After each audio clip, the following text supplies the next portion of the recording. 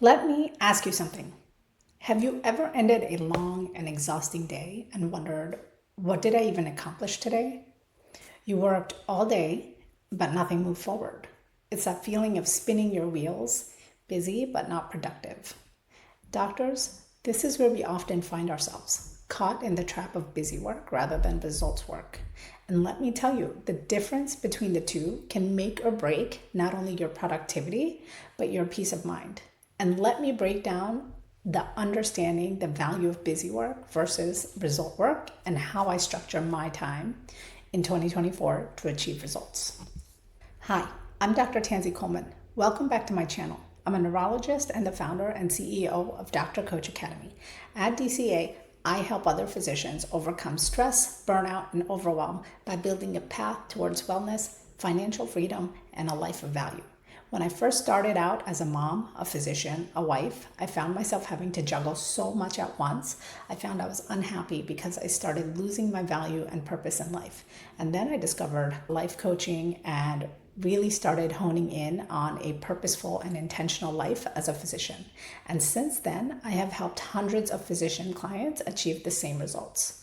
If you are a busy physician like me and are struggling with work-life balance, burnout, and stress, and all the pressures that come with being a doctor, in this channel, you will find lots of tips, advice, and tactical steps that you can start by implementing today for life-altering transformations.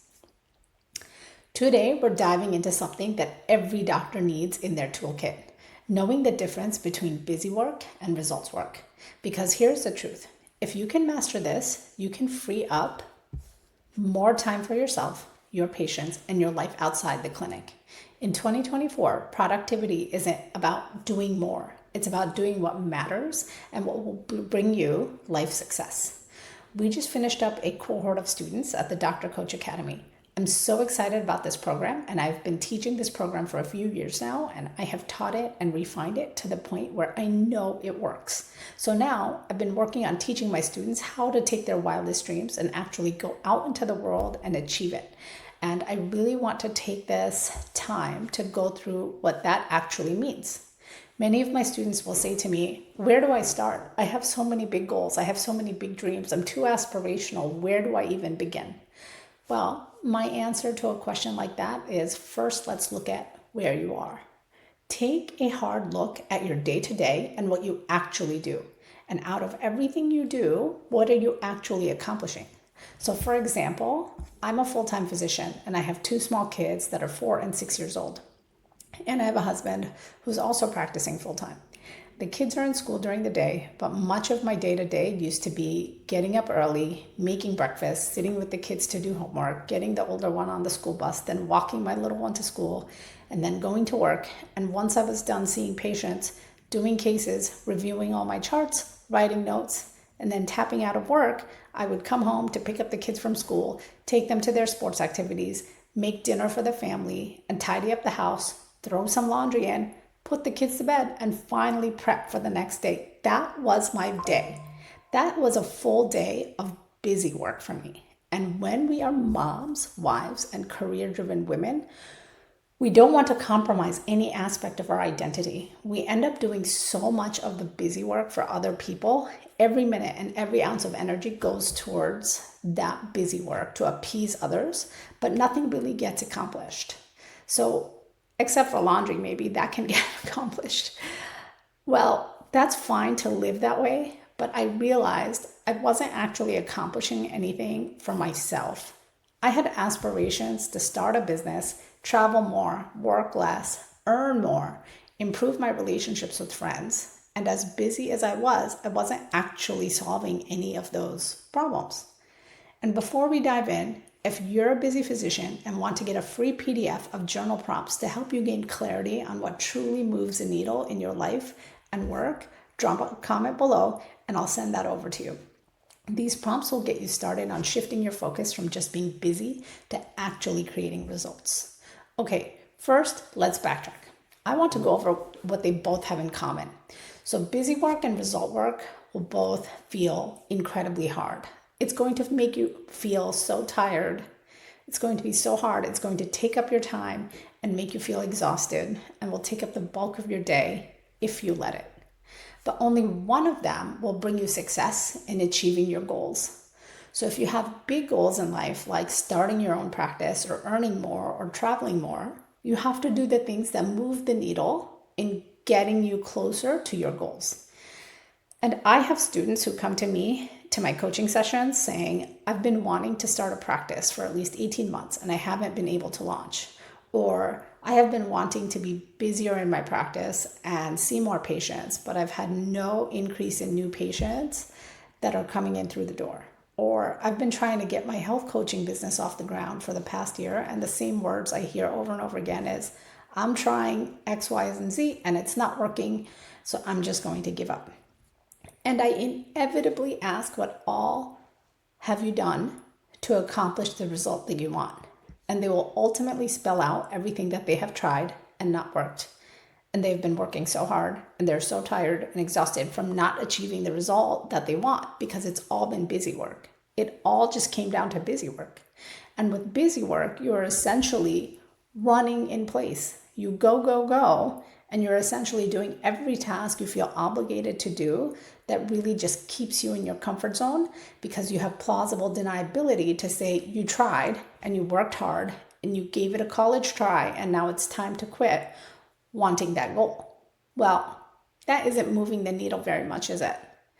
And it's not your fault. Your brain is designed to keep you in your comfort zone. Your brain will tell you things that will self-doubt, will undermine, and will slow progress. But this is where you have to come and tap into your efficient thinking and figure out what kind of results you need in order to create the action plan that you need.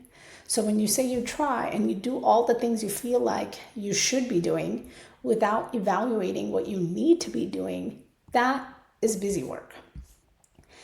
And it will get you nowhere, and eventually you will tire out. So for example, if you have goals to see more patients in your private practice and you spent all your time in building a brand new website with brand colors and logo and new billing system, well, how is that actually going to let new patients know that you exist if you haven't started marketing campaign or something that says, yes, I'm open, I want your business, and I'm happy to see new patients? You have not advertised anywhere, not sent any emails asking your colleagues for referrals, etc. And then you're tired from all the hard work you have put in doing those other things, and you have not done the one thing that you need to do in order to move the needle. And in my mind, it's okay if you're doing the one thing that you need to do and you're failing, because at least you can see what worked and what didn't work, and you can reevaluate and try again. So even if you run in a different direction, you can always turn around and come back and then go in the other direction. And you can always change your trajectory. However, if you're running in place, you can't change anything. You can fail forward. And I don't even consider that failing, because every reason why you failed is something you can improve upon and try again. So all the driving, the busy work, the laundry, the dinner prep, I had to make some time for me. I had to make some time to exercise if I wanted to live better, feel better, and live a healthier lifestyle. If I wanted to start a business, I had to free up some time for impactful work so I can plan and build. So let's flesh out the 3 steps to results work instead of busy work. So number 1 is make 1 hour every day to achieve your big goal. So not only do I have to make the time for that impactful work, which I call my impact hour, I also had to leverage help so that all those other things got done. So we made some changes in the house. I asked my husband to help with the carpooling after school. I asked everyone to help in with the chores around the house and the laundry. I asked my husband to help with dinner prep. We prepped and planned meals in advance so that dedicated time towards meaningful work was not compromised. And then number 2 is you have to show up for the impact work during the impact hour so it actually gets done. So it was not only important to plan my time and create time for meaningful work by leveraging help from others, it was also important to do the work whether or not I felt like it. It makes no sense if I have a goal to lose 20 pounds and I ask my husband for help to watch the kids and make dinner so I had time to exercise, and then I use that time to not exercise, but to watch Netflix and eat popcorn instead because I didn't feel like it that day. So you not only have to carve out time, you actually have to do the work despite what you feel like at that moment. So I call this the protocol. So number one, carve out your impact hour. And number two, follow the protocol despite what you feel like doing. You must plan a clear and defined protocol for what you need to do and just get it done in that hour. If you go outside the protocol, you're going to get different results. Exercising will get you closer to feeling better and losing weight. Using precious time to watch Netflix and eat popcorn will have the opposite effect. So use a protocol to get the results you need and don't deviate. And lastly, number three, evaluate your results. So this one is crucial. I have students that come to me all the time and say, I tried everything, nothing is working, and I'm giving up. They turn a protocol problem into a me problem.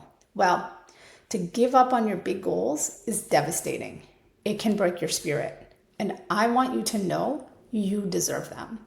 You deserve to achieve your wildest dreams. And the problem is not that you have no resilience or you have no drive or willpower or too ambitious.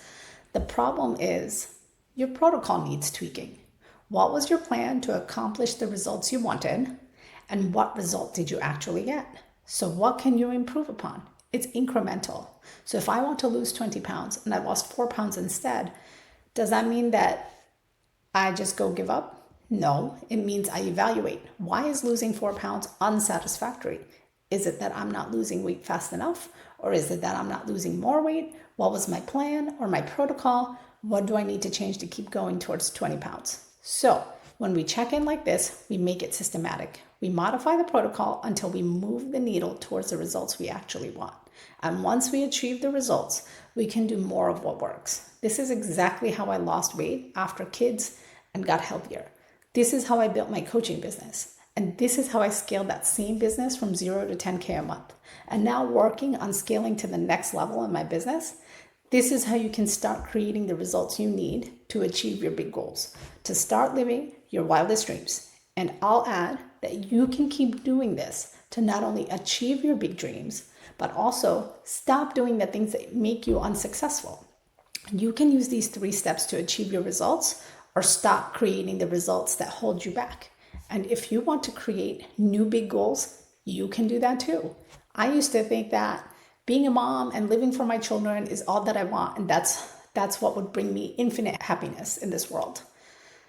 Or being a physician is all that I wanted, and I wanted that so badly and that I couldn't do anything else. But once I achieved those goals, I saw I was meant for more. There are other goals that I wanted in addition to those things, and that's okay.